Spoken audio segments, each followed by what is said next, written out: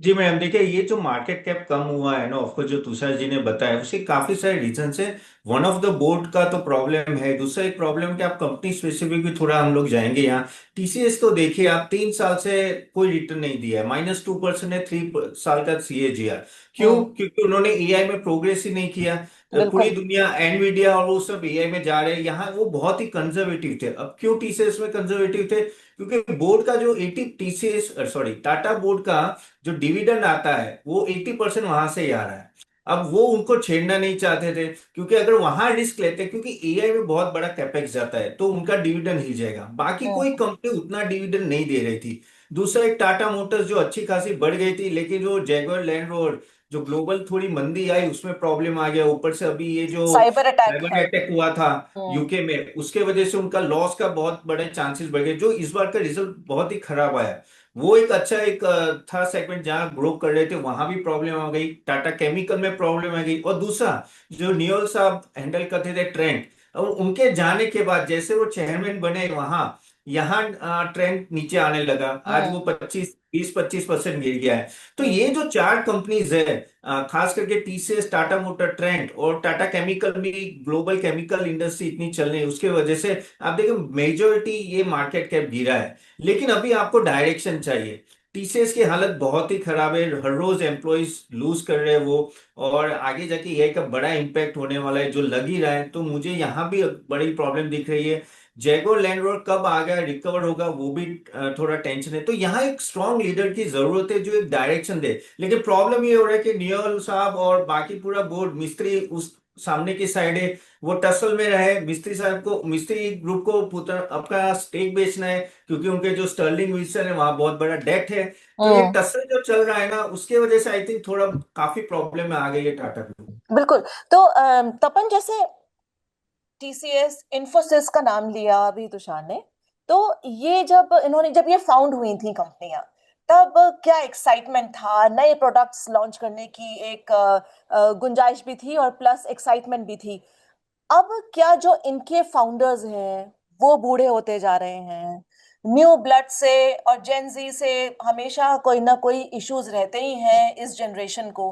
क्या ये भी एक वजह है कि इन कंपनीज में जिस तरह से, अगर हम कंपेयर करें यूएस कंपनीज में जहां पर हमारा आईआईटी का ब्रेन ड्रेन जा रहा है, जहां पर हमारे इंजीनियर्स पहुंच रहे हैं, वो जो स्टार्टअप्स खोल रहे हैं वहां पर, अगर हम कंपेयर करें तब के टाइम के टीसीएस इंफोसिस को और अब के टाइम के जो यूएस में स्टार्टअप्स हैं उनको। ठीक है मैम, इसमें सबसे बड़ा फर्क है अप्रोच का। अगर आप यूएस में देखो तो वो रिस्क लेते हैं, वो डिविडेंड नहीं देते। जैसे तुषार जी ने बोला कि वो डायरेक्टली अपने R&D में लगाते हैं। अब मेटा देखो, ओपन एआई ने कितना बड़ा इन्वेस्टमेंट, 2030 तक $4 ट्रिलियन का इन्वेस्टमेंट एआई में होने वाला है। हम्म। करेक्ट। इसलिए एनवीडिया कहाँ है, ओपन एआई कहाँ है, मेटा ले लो, टेस्ला ले लो। लेकिन इंडिया में क्या है कि हमें बैक ऑफिस ही रहना है। और प्रॉब्लम एक ये हुआ कि जब नारायण मूर्ति जी, जब ये सब एन चंद्रशेखर थे, तब वो एक सर्विस ओरिएंटेड बिजनेस चल रहे थे। लेकिन अभी वो नहीं चलने वाले, वो हमें पता है। लेकिन कभी कभी क्या होता है, रिजोल्यूशन बोर्ड से ही पास नहीं होते। अब जैसे बात है कि कैश काव है उसको हिलाना नहीं चाहते, तो शायद एआई का बड़ा इन्वेस्टमेंट करना पड़ेगा। तो वहां से हमें पता नहीं अंदर क्या है। लेकिन कहीं हम्म। ना कहीं ऐसा नहीं, जो अगर देखो हमें दिखता है तो उनको तो दिखता ही है ना, सालों हम्म। से बिजनेस में उनको तो सब पता ही है। जैसे तुषार जी ने बोला, विशाल सिक्का वो लेके आ रहे थे एआई, लेकिन हम्म। उनको भी हटाया गया था। तो देखो ऐसा नहीं होगा इन लोगों को पता नहीं है, लेकिन वो जानबूझ के ये अप्रोच कर रहे हैं, क्योंकि उनको अपना कैश काउ को हिलाना नहीं है। उनकी बाकी सब कंपनीज उतनी परफॉर्म नहीं कर रही है।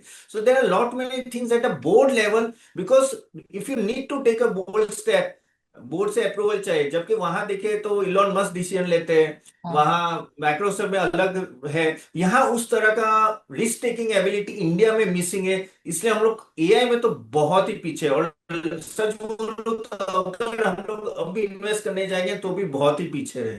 नमस्कार दोस्तों, होप आपको सेशन अच्छा लग रहा है। अगर आप चाहते हो कि हम भी आपको हेल्प करें स्टॉक सिलेक्शन में, तो हम आप हमारी सर्विस ले सकते हैं। हम एक सेबी रजिस्टर्ड रिसर्च एनालिस्ट है। और आप www.catapan.in ये वेबसाइट में जाके देखिएगा, यहाँ हमने सब कुछ दिया हुआ है। अगर आप देखें तो एक पोर्टफोलियो बिल्डर कॉम्बो है, जहाँ हम लोग equity, mutual fund, ETF, IPO, SME IPO, bonds recommendation, buy sell recommendation, weekly sessions होते हैं जो आपको हेल्प करते हैं आपका पूरा पोर्टफोलियो स्ट्रक्चर और प्रॉपर डायरेक्शन में, प्लस पोर्टफोलियो रिव्यू भी होता है।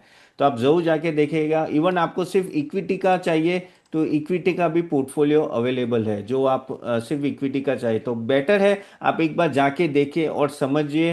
प्लस गाइस, अगर आप चाहते हो कि आप हमारा नेक्स्ट सेशन अटेंड करें ऐसे सेक्टर रिकमेंडेशन और इवन स्टॉक पिकिंग एक्सरसाइज, तो हम उसकी भी लिंक दे देंगे, वो क्लिक करके नेक्स्ट सेशन अटेंड कीजिएगा। चलिए, do subscribe for the next webinar. Thank तो तपन, लाखों की संख्या में एम्प्लॉयज हैं टाटा ग्रुप्स में, जो इनकी लिस्टेड कंपनी है, 23 से ज्यादा लिस्टेड कंपनीज हैं इनकी, और सरकार को दखल देना पड़ रहा है क्योंकि जो पूरा मैनेजमेंट है वो अपने मतभेद में लगा हुआ है, अपनी पावर स्ट्रगल में लगा हुआ है, टाटा सन्स पर कंट्रोल करना चाहता है। बोर्ड मेंबर्स में जो मतभेद हैं वो अब जैसे एसपी ग्रुप की बात की, अपना स्टेक एग्जिट करना चाहते हैं। आईपीओ को लेके जो सवाल उठे, अब आईपीओ नहीं आ रहा है।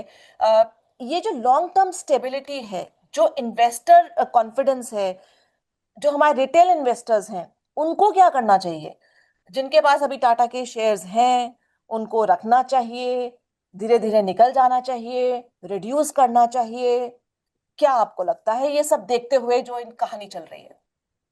देखिए, ये सब देखते हो तो एक चीज तो है कि पोजीशन इतनी अच्छी नहीं है। देखो, मार्केट में स्टॉक कब भागेंगे जब एक स्टेबिलिटी दिखे, जब एक ऐसा कहते हैं ना कि रोल मॉडल हो या जो अपर पोजीशन में ऐसे लोग हो जो कंपनी को आगे ले जाए। अभी प्रॉब्लम ये हो रहा है कि जो हम लोग मेजर कंपनी की बात करें, हम लोग ऐसे बोलते हैं कि ये सब कंपनियां अलग है, लेकिन कहीं ना कहीं टाटा सन्स का उस पर इंफ्लुएंस रहता है, और बोर्ड में जो अप्रूवल आते हैं उसी तरफ से कंपनियां आगे बढ़ रही है। तो आप देखिए टीसीएस में और टाटा मोटर्स में वहां सबका इम्पैक्ट आ रहा है। अभी एन चंद्रशेखर बहुत ही काबिल चेयरमैन है, उसमें तो कोई डाउट नहीं है, लेकिन उनके रोल भी कितने रिस्ट्रिक्टेड है वो हमें यहाँ पता है। मुझे ऐसा लग रहा है कि थोड़े तो रिस्ट्रिक्ट हो ही जाते हैं टाटा सन्स के वजह से।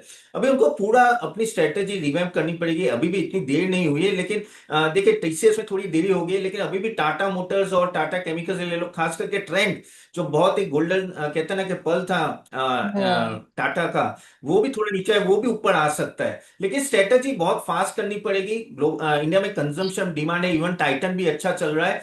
बस वही है कि फास्ट डिसीजन और थोड़ा रिस्क लेके आई थिंक आगे करे तो ग्रुप संभल सकता है। वैसे इन्वेस्टर को इतना टेंशन लेने की जरूरत नहीं। यहाँ मैं अगर बोलूँ तो टीसीएस में इतना मैं बुलिश नहीं हूँ। बाकी स्टॉक, सब स्टॉक और टीसीएस एंड टाटा केमिकल्स, बाकी जो है टाटा मोटर्स और I think Titan and no trend, I think वो रिकवर हो सकता है। Tata power, Tata steel. Tata steel भी अच्छा है क्योंकि मेटल इंडस्ट्री बहुत ही अच्छी चल रही है, और टाटा पावर नीचे आए तो वैल्यूएशन अभी ठीक ठाक रही है, उसमें भी आप एंटर कर सकते हो। इसका जवाब तो बहुत ही मुश्किल से मिलेगा कि वो खरीदना चाहते थे या उनको दी गई और उनको बोला गया कि ले लो या वटेवर। लेकिन अगर हम इंडिगो से कंपेयर करें और जिस तरह से इंडेक्स में किसी की एग्जिट होती है, इंडिगो की एंट्री की बात हो रही है, इस सब को देखते हुए ब्रांड के बारे में क्या बोलेंगे आप टाटा के? देखिए, इंडिगो तो ऑफकोर्स नो 62% मार्केट शेयर है, तो वो तो पूरा मार्केट शेयर दबा के बैठे हुए हैं। और एयर इंडिया का सबसे बड़ा प्रॉब्लम ये हुआ था जो अहमदाबाद में क्रैश हुआ, उसके बाद उनकी बहुत ही इमेज खराब हो गई।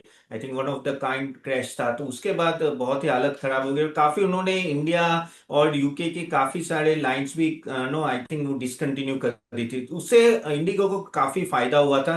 लेकिन एयर इंडिया में आई थिंक टाइम लगेगा रिकवरी होने में।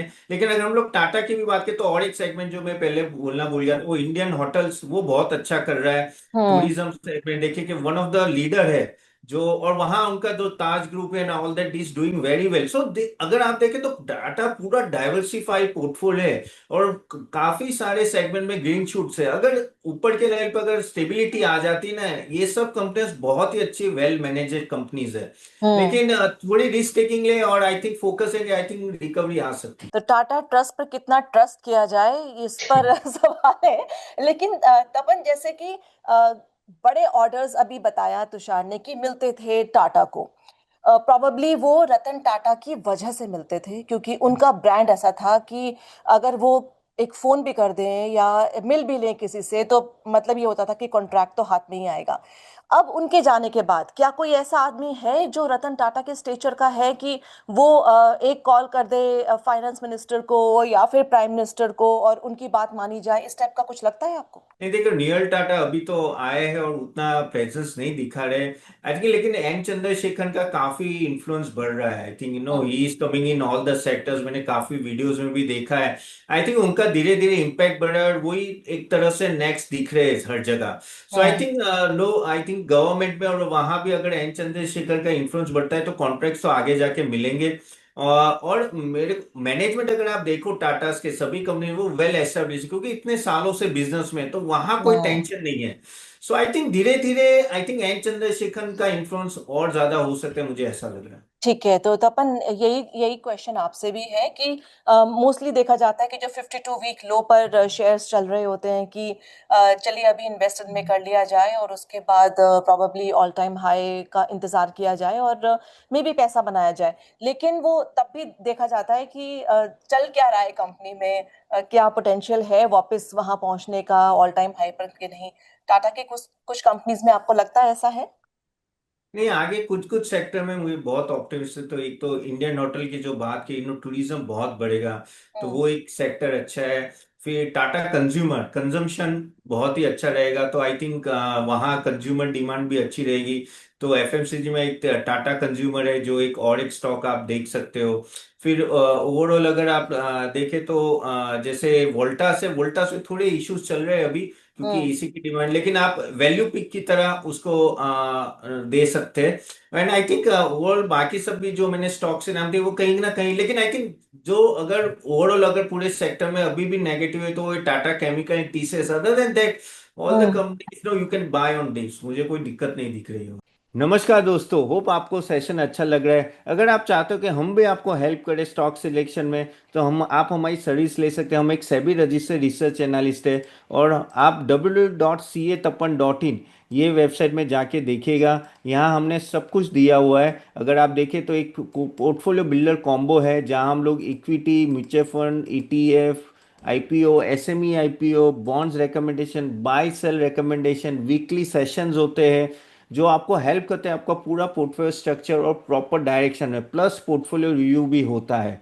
तो आप जरूर जाके देखिएगा। इवन आपको सिर्फ इक्विटी का चाहिए तो इक्विटी का भी पोर्टफोलियो अवेलेबल है, जो आप सिर्फ इक्विटी का चाहिए तो बेटर है आप एक बार जाके देखिए और समझिए। प्लस गाइज, अगर आप चाहते हो कि आप हमारा नेक्स्ट सेशन अटेंड करें ऐसे सेक्टर रिकमेंडेशन और इवन स्टॉक पिकिंग एक्सरसाइज, तो हम उसकी भी लिंक दे देंगे, वो क्लिक करके नेक्स्ट सेशन अटेंड कीजिएगा। चले, do subscribe for the next webinar. Thank you.